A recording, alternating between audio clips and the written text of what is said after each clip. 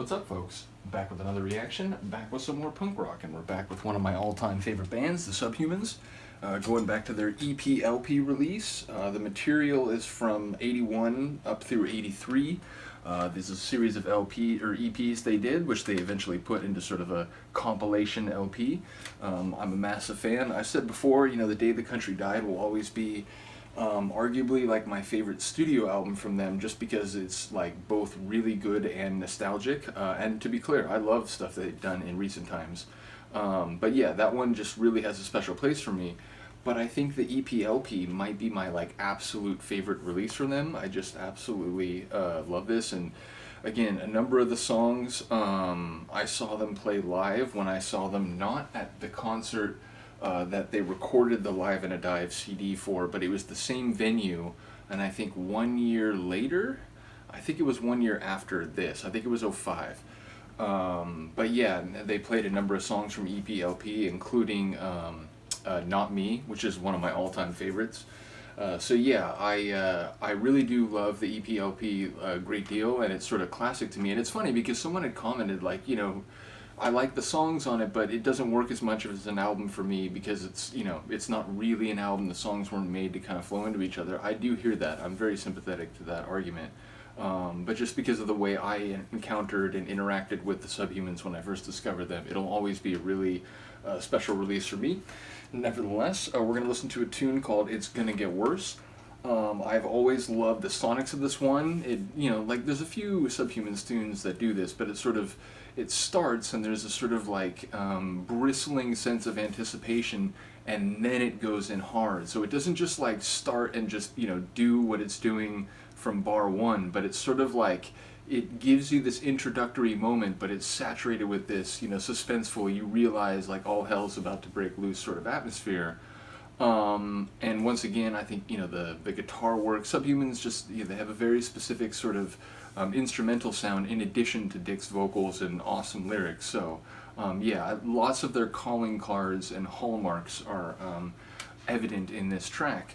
And lyrically, it's sort of a general statement as far as like the lyrics on the page. It's shorter than some other Subhuman songs, but it's short and to the point, and it's once again caustic and intransigent in its assessment of the sort of cultural and social trends and realities that people in countries like the UK were dealing with. And again, these tunes were written in the early 80s, so early 80s conservative UK government, eventually sort of like what's the word I'm looking for? Not crystallized, but embodied by Margaret Thatcher, and obviously, sort of her party supporters and so on. But the song makes the point that, like unemployment's on the rise, people are talking about nuclear war, like this is an actual policy choice that people would make, and, despite what might happen to everyone who lives around the world, because fallout and just, the simple destructive blast of explosions, they don't respect, like, national borders and so on. But it's also saying, like, at the end of the day, or not at the end of the day, at the beginning of the song, actually, it talks about, or Dick says, I don't like the way I'm living, but no one gives me any choice. And you may not like the way I'm singing, but all I've got is my fucking voice. And I can't get a word in edgewise among all the lies. So there's also this layer to the song about the way, and again, a lot of Subhuman songs and Citizen Fish songs and Culture Shock songs, which are other projects fronted by Dick Lucas, lead singer, they get at sort of the like social, psychological aspects of sort of this modern, industrialized, international culture that has developed of, urban environments and sort of capitalistic business models and so on. And it's basically the lack of agency, the lack of control. In fact, check my reaction to the Culture Shock tune 6 Foot Rooms, which I'd like. It's an amazing song. I tried to get at the lyrics because it's there's a lot to be said in that song. It's a similar song to this, but like way more lyrically. And like I think they got like 4 or 5 views. Like basically no one watched the video. So yeah, but this song is a very similar thing, but it's a more general and like concise articulation of a lot of the same themes. And it's about a sort of lack of control from, the cradle to the grave, in the way in which you're sort of like, put through these schools where you're taught that, like, oh, this is our like proud history, and this is the way that business is done in the world. And then when you become an adult, you join the system, and look, we have a career path laid out for you, and you'll work till the day you die. You won't get much of a pension, but we have a 6-foot room waiting for you at the end of all that. So there's sort of that element to it, and in this song he like even makes the point that, like, yeah, we can blame the fucking Tories, but it's bigger than that. He's basically saying, it's not just them, it's like every government is like this. They don't really care what the will or popular desires of the electorate are, of the people are, of the citizens are. They're looking for ways to make money, to put money in the pockets of their cronies and the people who donated to their political campaigns and so on. So it's a ringing critique of like the political elite class. It's a lament and a complaint about the sort of rigid, claustrophobic, almost imprisoned nature of like modern lives, and again like modern urban industrial states and so on. And it's ultimately a plea or a shout into that matrix or milieu by someone who's like, look, the only thing I can do here is use the voice that I've fucking got, even if it's not the most sonorous and melodic, which again, when I was growing up, when I was still like a teenager but not old enough to drive, my parents would take me, whether it was to like hockey or like soccer practice or whatever, and I would listen to punk rock that I had started listening to. And I remember, like, in particular, my mom was not fond of Jesse Michaels' voice of Operation Ivy. She was like, he just, like, it's not a great singing voice. And I always made the point to her, but yeah, Bob Dylan doesn't have the greatest voice, but he's, like, a genius songwriter, right? So, like, you don't have to be, like, the most melodic singer. But I do remember her one time also like complaining about Dick Lucas, that like, it's like really like the harsh sort of voice. And it was like, yeah, but all he's got is his fucking voice. He even makes that point. So yeah, I've always loved this song. And as I said, it is sort of like a very condensed articulation of a lot of themes that in other songs they sort of go at more extensively. But again, going back to the title, the idea that this is going to get worse, right? Like, this is not really, he doesn't see any of these trends changing. And again, I think this song, it's number 13, so this was part of the Religious Wars EP. It was released September of '82.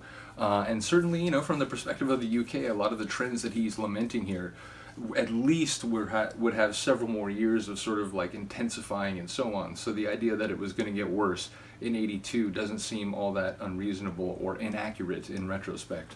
But yeah, let's get to it. This is Subhumans. It's going to get worse, from their EP LP.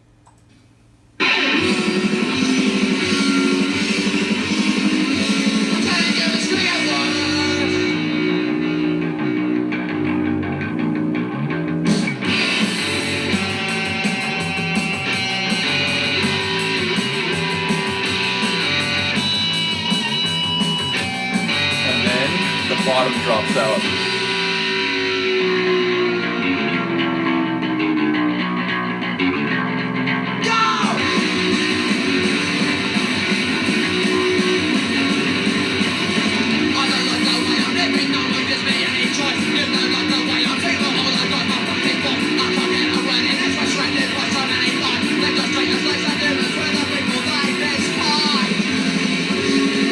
I'm telling you, it's gonna get worse.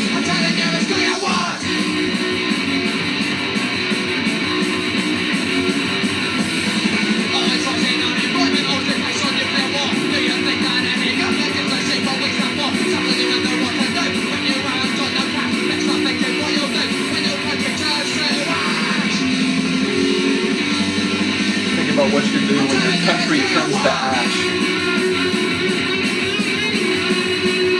Wicked, like demented, dissonant, but like psychedelic too.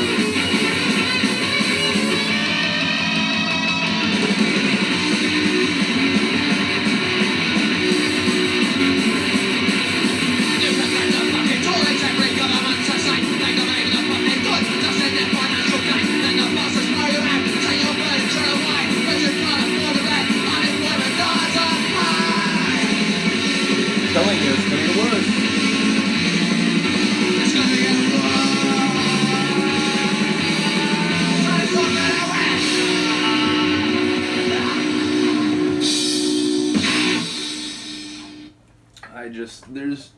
I know there's a lot of sort of oi bands, and there's a lot of like, gutter punk bands that like some people might associate with the Subhumans, but even within that sort of like really sort of like hard like driving, again sort of like anarchistic gutter punk sort of idiom, I really do think the Subhumans just are like unique. They just have this like special quality, and again I like the other bands that Dick Lucas has been a part of, including, it's not just him. I think a couple people that were in Subhumans eventually went to Citizen Fish, or maybe it was one of the guys from Culture Shock that went with Dick into Citizen Fish. So like there's definitely cross-pollination among the three groups, and I like Culture Shock a lot, and they recently have come back for a couple albums. I think the most recent one was like 2020. They're expensive online, like Subhumans, because there's been like reissues and so on. You can get a lot of their albums for relatively cheap, but Culture Shock is another matter entirely. So I love their music, but I only have like a very little bit of it, so yeah, it's unfortunate. But again, Subhumans are awesome. I maybe put Culture Shock a half step below that, and then another half step below that I'd put Citizen Fish, even though I do like them too. So yeah, let me know what you think of the song. Let me know if you are familiar with the Subhumans yourself. It does seem like these videos, the Subhumans reactions, have gotten slightly lesser interaction. I don't know if that's because like I'm an American, so maybe like the way YouTube does its algorithms, like more Americans like see my videos, at least originally, without other people sort of like by extension, eventually recommending to them people who are kind of in the same circles, which I think has happened with like a couple bands that I've been reacting to, which is really cool, because it's like, one or two people will maybe find the videos, and then it seems like other people who like similar videos will sort of find them. But yeah, like I said, Propaganda, Bad Religion, some other punk bands I've reacted to, there's been more and more people commenting, which is really cool. But yeah, shout out to the Subhumans fans. Where are you at?